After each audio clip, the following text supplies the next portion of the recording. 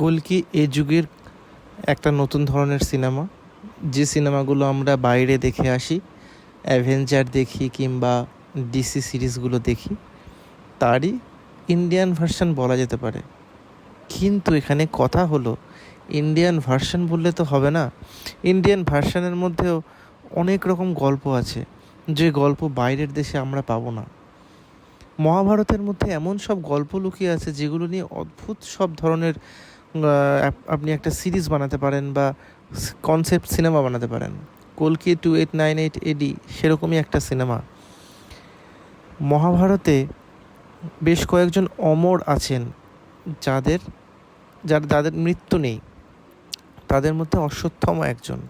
কুরুক্ষেত্রের যুদ্ধে অশ্বত্থামা পাণ্ডবদের শিশুদের হত্যা করেছিল।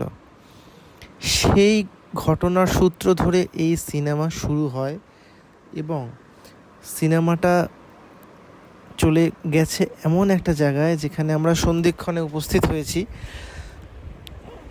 কলিযুগ শেষের কালে আমরা উপস্থিত হয়েছি। কথিত আছে, কল্কি অবতার এসে কলিযুগের সমস্ত পাপ স্খলন করবেন। এই সিনেমা ধরেছে সেই জায়গাটা যেখানে কল্কি অবতার জন্ম নেবেন পৃথিবীর বুকে এবং তাকে রক্ষা করতে হবে, তার জন্মকে সিকিওর করতে হবে। এখান থেকে এই সিনেমা শুরু। সিনেমায় আছেন অমিতাভ বচ্চন, প্রভাস, দীপিকা পাডুকোন এবং অবশ্যই শাশ্বত চ্যাটার্জি।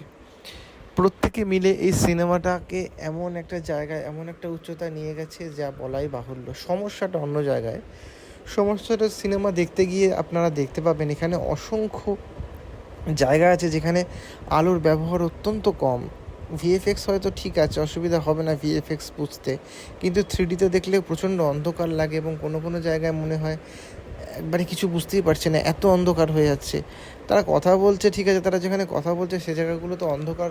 এখানে যেখানে স্টিলগুলো আছে, আমি যেখানে 2D সিনেমার ইউটিউব ভিডিও স্টিলগুলো এখান থেকে ক্যাপচার করেছি স্ক্রিনশট নিয়ে, সেখানেই সমস্যাটা অতটা বোঝা যাচ্ছে না, কিন্তু সিনেমা দেখতে গেলে এত অন্ধকার অন্ধকার লাগছে। এই যে এই জায়গাগুলো থ্রিডিতে প্রচণ্ড অন্ধকার লাগছে দীপিকা পাডুকোনকে যেখানটা দেখছেন।